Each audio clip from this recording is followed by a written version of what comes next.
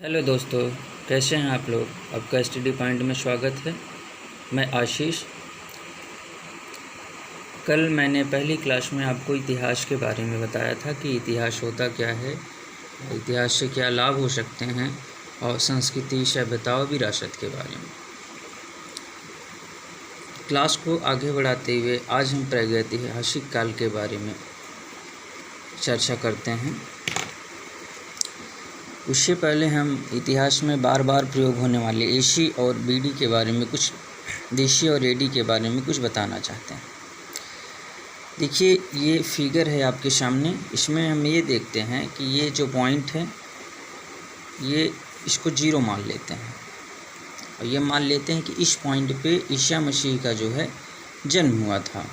इसके पहले की जितनी भी घटनाएं हैं उसको हम बिफोर क्राइस्ट कहते हैं, ईसा मसीह के जन्म के पूर्व। ये जिसके चलने का क्रम ये जैसे 100 हो गया, 50 हो गया, 25 हो गया, मतलब ये 10,000 से 5,000, ये 2500, इस हिसाब से ये 0 पॉइंट पे आ जाएगा, माइनस होता है।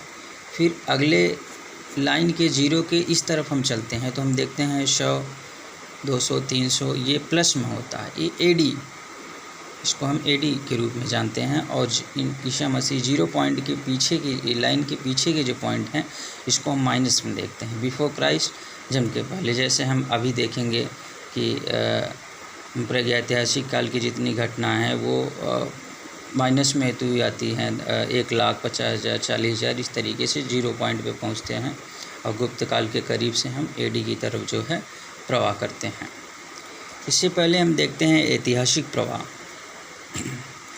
किसी भी विषय को पढ़ने से पहले उसके ऐतिहासिक घटनाक्रम को जानना अति महत्वपूर्ण होता है। ऐतिहासिक प्रवाह में हम सबसे देखते हैं, सबसे पहला टॉपिक हमारा होता है प्रागैतिहासिक काल, जिसका जो है समय काल प्रारंभ से 3000 ईसा पूर्व के लगभग। सिंधु सभ्यता ये आपका 2300 से 1750, वैदिक सभ्यता 1506 ईसा पूर्व, प्रागैतिहासिक काल 600 से 322 ईसा पूर्व, मौर्य काल 323 से 184, उत्तर मौर्य काल 200 से 300 ईसा पूर्व, गुप्त काल 319 से 550 ईस्वी और उत्तर गुप्त काल 550 से 750 ईसा पूर्व।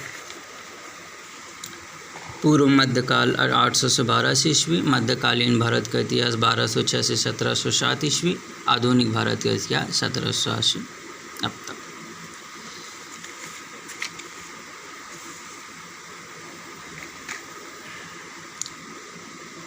आपको मैं ये बताना चाहता हूँ कि प्रागैतिहासिक काल जो है इतिहास के सबसे कठिन टॉपिकों में से एक माना जाता है। आपको यहाँ पे डेट को ज़्यादा ध्यान नहीं देना है, बल्कि इसके घटनाक्रम को समझना है। प्रागैतिहासिक काल के अंतर्गत क्या चीज़ें हैं उसको हम आपको बहुत सरल तरीके से बताएंगे। और इसको जो एविडेंस है, एविडेंस को हमने यहाँ पे नहीं बताया है, एविडेंस को हम कल आपको बताएंगे। और आज हम पढ़ते हैं आपका पहला टॉपिक जो है प्रागैतिहासिक काल। देखिए, वैसे तो जो प्राचीन काल है पूरा जो है कि साक्ष्यों पर आधारित है। पूरा का पूरा प्राचीन काल जो है साक्ष्यों पर आधारित है, और उसमें भी खासकर प्रागैतिहासिक काल के बारे में जो कोई ठोस जानकारी हमें नहीं मिली है। जो भी जानकारी है वो एविडेंस के आधार पर अनुमानित जो है। तो आपको यहाँ पे बहुत ज़्यादा उलझना नहीं है। और सबसे पहले प्रागैतिहासिक काल, आद्यैतिहासिक काल, ऐतिहासिक काल की बात करते हैं। तो प्रागैतिहासिक काल ये है कि लिपि विहीन मानवीय गतिविधियों को काल को कहा जाता है। लिपि विहीन मानवीय गतिविधियों को काल को जो है प्रागैतिहासिक काल कहा जाता है। मतलब कोई इसमें लेखनी का साक्ष्य नहीं मिला है। इस काल में लोगों की जानकारी इनके द्वारा प्रयोग किए गए औजारों से मिलती है।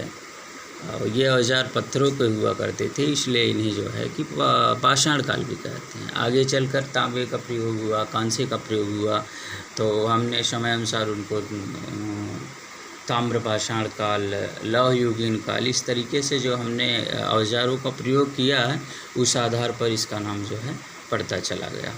तो कोई लौह युगीन काल हो गया, ताम्र पाषाण कालीन हो गया, ठीक पाषाण कालीन हो गया। तो ये औजारों के प्रयोग के आधार पर जो है इनका काम होता है। और एक प्रवाह ये होता है कि प्रागैतिहासिक काल मतलब इनका कोई लिखित साक्ष्य मिला नहीं है तो औजारों के है, इसे इनको मानवीय गतिविधियों के लिपि विहीन गतिविधियों काल को प्रागैतिहासिक काल कहते हैं। दूसरा आपका आद्यैतिहासिक आता है, उसमें जो है लिपि का वर्णन तो मिला है लेकिन हमने उसको जो है आप लोग पढ़ा नहीं गया इतिहास में, तो वो जो है आद्यैतिहासिक काल। बाकी अगला टॉपिक आएगा ऐतिहासिक, तो इतिहास में जो साक्ष्य मिले उसको हम इतिहासकारों ने पढ़ा है और उसका वर्णन मिला है, तो ऐतिहासिक घटनाक्रम कहता है। तो हम सबसे पहले आते हैं कि प्रागैतिहासिक काल। प्रागैतिहासिक काल को हम देखते हैं कि इसका समय काल जो है प्रारंभ से लेकर 3000 ईसा पूर्व के आसपास है। जैसा कि हमने पहले ही बता दिया है कि हमको इसके क्लास में उलझना नहीं है, बस ये देखना है कि घटनाक्रम का कैसे वर्णन हुआ है। तो प्रागैतिहासिक काल में हम देखते हैं कि वन्य जीवन से ग्रामीण जीवन की कहानी का वर्णन हुआ है। जैसा कि हम जानते हैं कि हमारा जो प्राचीन काल में प्रागैतिहासिक काल की घटनाक्रम रही है, उसमें मानव जो है पशु जीवन व्यतीत करता था।